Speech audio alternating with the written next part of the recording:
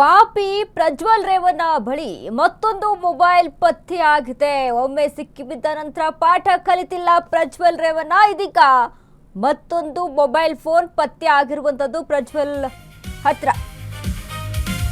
ಈಗಷ್ಟೇ ಅಧಿಕಾರಿಗಳು ರೇಡ್ ಮಾಡಿದಂತ ಸಂದರ್ಭದಲ್ಲಿ ಪ್ರಜ್ವಲ್ ರೇವಣ್ಣ ಬಳಿ ಮೊಬೈಲ್ ಫೋನು, ಸಿಮ್ ಕಾರ್ಡು, ಒಂದಿಷ್ಟು ಬುಕ್ಸ್ ಆಗಿರ್ಬೋದು ಎಲ್ಲವೂ ಕೂಡ ಅಲ್ಲಿ ಸಿಕ್ಕಿತ್ತು. ಅದರಲ್ಲಿದ್ದಂಥ ನಂಬರ್ಗಳು, ಫೋನ್ ನಂಬರ್ಗಳು. ಇದೀಗ ಮತ್ತೊಮ್ಮೆ ಮೊಬೈಲ್ ಫೋನ್ ಪತ್ತೆ ಆಗಿದೆ ಪ್ರಜ್ವಲ್ ರೇವಣ್ಣ ಬಳಿ. ಪ್ರಜ್ವಲ್ ರೇವಣ್ಣ ಬ್ಯಾರಕ್ನಲ್ಲಿ ಮೊಬೈಲ್ ಪತ್ತೆ. ಬ್ಯಾರಕ್ನ ದೇವರ ಫೋಟೋ ಹಿಂದೆ ಇರಿಸಲಾಗಿತ್ತು ಮೊಬೈಲ್ ಫೋನ್ ಅನ್ನ. ಪ್ರಜ್ವಲ್ ರೇವಣ್ಣ ಸೆಲ್ನಲ್ಲಿ ವಿವೋ ಕಂಪನಿಯ ಮೊಬೈಲ್ ಪತ್ತೆ ಆಗಿದೆ. ಸಿಮ್ ಇಲ್ಲದೆ ಸ್ವಿಚ್ ಆಫ್ ಆಗಿದ್ದಂತಹ ಮೊಬೈಲ್ ಫೋನ್ ಇದೀಗ ಸೀಸ್ ಮಾಡಲಾಗಿದೆ. ಪರಪ್ಪನ ಅಗ್ರಹಾರ ಪೊಲೀಸ್ ಠಾಣೆಯಲ್ಲಿ ಎಫ್ಐಆರ್ ದಾಖಲು.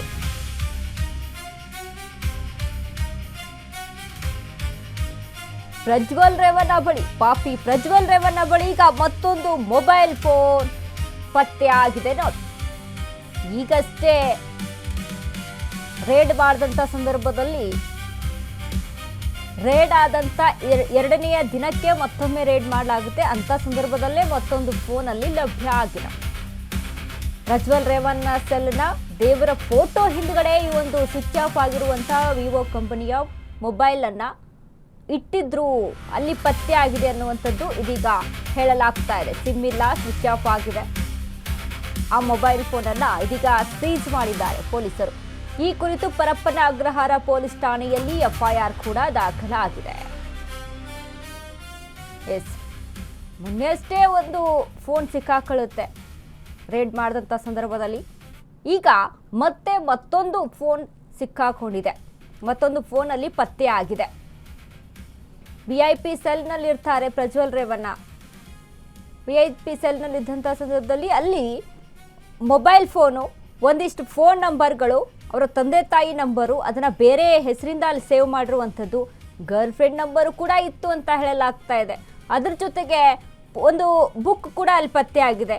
ಆ ಬುಕ್ಕಲ್ಲಿ ಬೇರೆ ಬೇರೆ ನಂಬರ್ಸ್ಗಳು ಕೂಡ ಪತ್ತೆ ಆಗಿದೆ. ಮತ್ತೆ ಇನ್ನಿತರ ಏನೇನೋ ಹಲವಾರು ವಿಚಾರಗಳು ಬೆಳಕಿಗೆ ಬರ್ತಾ ಇರುವಂಥದ್ದು. ಮೊಬೈಲ್ ಫೋನ್ನಲ್ಲಿ ಯಾವುದ್ಯಾವ್ದು ಫೋಟೋ ಇತ್ತು ಅನ್ನೋದು ಕೂಡ ಗೊತ್ತಾಗ್ತಾ ಇದೆ. ಅಂಥ ಸಂದರ್ಭದಲ್ಲೂ ಕೂಡ ಪ್ರಜ್ವಲ್ ರೇವಣ್ಣ ಡ್ರಾಮಾ ಆಡಿದ್ರು, ಈ ಫೋನ್ ನಂದಲ್ಲ ಅಂತ. ಪಾಸ್ವರ್ಡ್ ಕೇಳುವಂಥ ಸಂದರ್ಭದಲ್ಲಿ ಪಾಸ್ವರ್ಡ್ ಹೇಳಿ ಅಂದಿದ್ದಕ್ಕೆ ಈ ಫೋನ್ ನಂದಲ್ಲ ಅಂತ ಅಲ್ಲಿ ಡ್ರಾಮಾ ಕ್ರಿಯೇಟ್ ಮಾಡಿದ್ರು. ಇದೀಗ ಮತ್ತೆ ಅದೇ ಸೆಲ್ನಲ್ಲೇ ಮತ್ತೊಂದು ಫೋನ್ ಲಭ್ಯ ಆಗಿದೆ. ಸ್ವಿಚ್ ಆಫ್ ಆಗಿರುವಂಥ ಒಂದು ಮೊಬೈಲ್ ಫೋನ್, ಸಿಮ್ ಇರಲಿಲ್ಲ, ಬಟ್ ಸ್ವಿಚ್ ಆಫ್ ಆಗಿರುವಂಥ ಮೊಬೈಲ್ ಫೋನ್ ಪತ್ತೆ ಆಗಿದೆ. ಅಂದರೆ ಈಗಾಗಲೇ ಅಲ್ಲಿ ಜೈಲಾಧಿಕಾರಿಗಳೇ ಇದಕ್ಕೆ ಸಪೋರ್ಟ್ ಮಾಡ್ತಾ ಇದ್ದಾರೆ ಅನ್ನುವಂಥ ನಿಟ್ಟಿನಲ್ಲಿ. ಅಸಲಿಗೆ ಪರಪ್ಪನ ಅಗ್ರಹಾರ ಸೆಂಟ್ರಲ್ ಜೈಲಲ್ಲಿ ಏನಾಗ್ತಿದೆ ಅಂತ ಗೊತ್ತಾಗ್ತಾ ಇಲ್ಲ. ಸುಪ್ರೀಂ ಕೋರ್ಟ್ ಚೀಮಾರಿ ಹಾಕಿದ್ರು ಬುದ್ಧಿ ಕಲಿಯಲ್ವಾ? ಇಲ್ಲಿದ್ದಂತ ಸಿಬ್ಬಂದಿಗಳು, ವಿವಿಐಪಿಗಳಿಗೆ ಐಷಾರಾಮಿ ಸೌಲಭ್ಯ ಪದೇ ಪದೇ ಲಭ್ಯ ಆಗ್ತಾ ಇದೆ. VIP ಕೈದಿಗಳ ಸಂಖ್ಯೆ ಜಾಸ್ತಿ ಆಗ್ತಿರೋದೇ ಸಮಸ್ಯೆ ಆಗ್ತಾ ಇದೆಯಾ ಅಂತ. ಕಾಣದ ಕೈಗಳ ಪ್ರಭಾವಕ್ಕೆ ಮನೆಯುತ್ತಿದೆಯಾ ಕಾರಾಗೃಹ ಇಲಾಖೆ? ಜೈಲು ಸಿಬ್ಬಂದಿಯ ಭ್ರಷ್ಟಾಚಾರಕ್ಕೆ ಕೊನೆ ಎಂಬುದೇ ಇಲ್ವಾ ಅಂತ. ಸೆಂಟ್ರಲ್ ಜೈಲಿನಲ್ಲಿ ಬೇರೆಯದ್ದೇ ಲೋಕ ನಿರ್ಮಾಣ ಆಗಿದೆಯಾ? ಜೈಲ್ DGP ಅಲೋಕ್ ಕುಮಾರ್ ಅವರೇ, ಏನ್ ನಡೀತಾ ಇದೆ? ಏನನ್ನ ಗಮನಿಸ್ತಾ ಇದ್ದೀರಿ?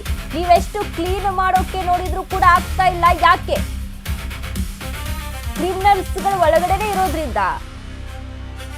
ಅಂದ್ರೆ ಒಂದ್ ಕಡೆ ನಮ್ ಕಡೆ ಒಂದು ಮಾತಿದೆ, ಬೇಲಿನೇ ಎದ್ದು ಹೊಲ ಮೇಯುತ್ತೆ ಅನ್ನುವಂಥದ್ದು. ಅಂದ್ರೆ ಅಲ್ಲಿರುವಂತ ಸಿಬ್ಬಂದಿಗಳೇ ಈ ರೀತಿಯಾದಂಥ ಕೈವಾಡಗಳಲ್ಲಿ ಮುಂದಾಗಿದ್ರೆ, ಅದರಲ್ಲಿ ಭಾಗಿಯಾಗಿದ್ರೆ, ಭ್ರಷ್ಟಾಚಾರದಲ್ಲಿ ಭಾಗಿಯಾಗಿದ್ರೆ ಯಾರೇನ್ ಮಾಡೋದಕ್ಕೆ ಸಾಧ್ಯ ಆಗುತ್ತೆ?